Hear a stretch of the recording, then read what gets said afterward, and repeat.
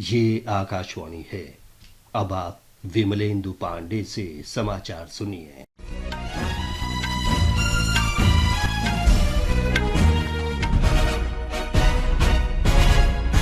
प्रधानमंत्री नरेंद्र मोदी ने लोकसभा चुनाव में संविधान और देश की लोकतांत्रिक प्रणालियों में अपना विश्वास दोहराने के लिए देशवासियों का आभार व्यक्त किया है। आकाशवाणी से आज मन की बात कार्यक्रम में प्रधानमंत्री ने देशवासियों से कहा कि इस वर्ष का आम चुनाव दुनिया का सबसे बड़ा चुनाव था। मैं आज देशवासियों को धन्यवाद करता हूं कि उन्होंने हमारे संविधान और देश की लोकतांत्रिक व्यवस्थाओं पर अपना अटूट विश्वास दोहराया है। 24 का चुनाव दुनिया का सबसे बड़ा चुनाव था जिसमें 65 करोड़ लोगों ने वोट डाले हैं। मैं चुनाव आयोग और मतदान की प्रक्रिया से जुड़े हर व्यक्ति को इसके लिए बधाई देता हूं। प्रधानमंत्री ने 30 जून के दिन का महत्व बताते हुए कहा कि आज हूल दिवस मनाया जाता है। ये दिन वीर सिद्धो और कान्हू के अदम्य साहस से जुड़ा है और झारखंड के इन सपूतों का सर्वोच्च बलिदान आज भी लोगों को प्रेरित करता है। प्रधानमंत्री ने विश्व पर्यावरण दिवस पर इस वर्ष शुरू किए गए विशेष अभियान एक पेड़ मां के नाम का उल्लेख किया। प्रधानमंत्री ने कहा कि पिछले दशक के दौरान भारत में वन क्षेत्र का अभूतपूर्व विस्तार हुआ और अमृत महोत्सव के दौरान देश भर में 60,000 से ज्यादा अमृत सरोवर भी बनाए गए। प्रधानमंत्री ने आंध्र प्रदेश के अल्लूरी सीताराम राजू जिले में बड़ी मात्रा में उत्पादित अराकू कॉफी का भी उल्लेख किया। अराकू कॉफी की खेती से लगभग 1.5 लाख जनजातीय परिवार जुड़े हुए हैं। श्री मोदी ने स्थानीय उत्पाद बनाने और बढ़ावा देने के लिए गिरिजन सहकारी समिति की सराहना की। प्रधानमंत्री नरेंद्र मोदी ने कहा कि कुवैत सरकार ने अपने राष्ट्रीय रेडियो पर हिंदी में एक विशेष कार्यक्रम शुरू किया है। इस पहल के लिए उन्होंने कुवैत सरकार को धन्यवाद दिया।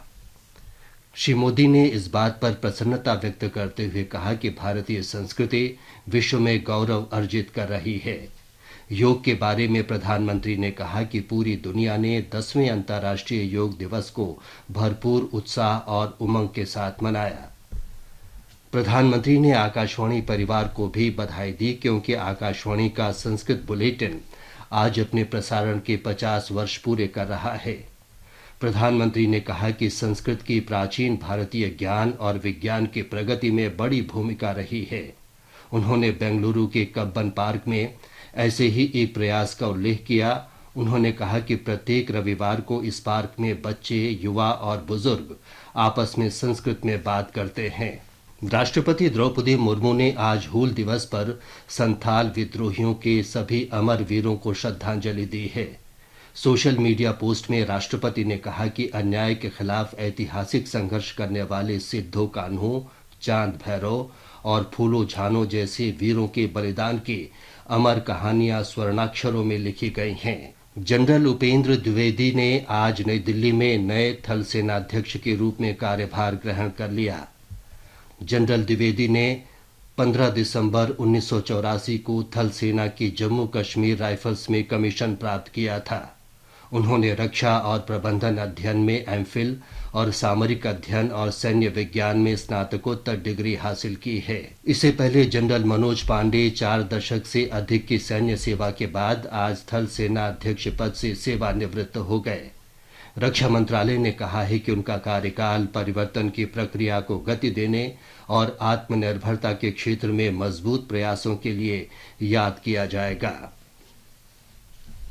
3 नए आपराधिक कानून भारतीय न्याय संहिता, भारतीय नागरिक सुरक्षा संहिता और भारत साक्ष्य अधिनियम कल से लागू हो जाएंगे। केंद्र सरकार ने राज्यों और केंद्र शासित प्रदेशों के साथ नियमित बैठकें की हैं और वे इन कानूनों को लागू करने के लिए प्रौद्योगिकी क्षमता निर्माण और जागरूकता उत्पन्न करने के लिए पूरी तरह से तैयार हैं। इसके साथ ही ये समाचार बुलेटिन समाप्त हुआ।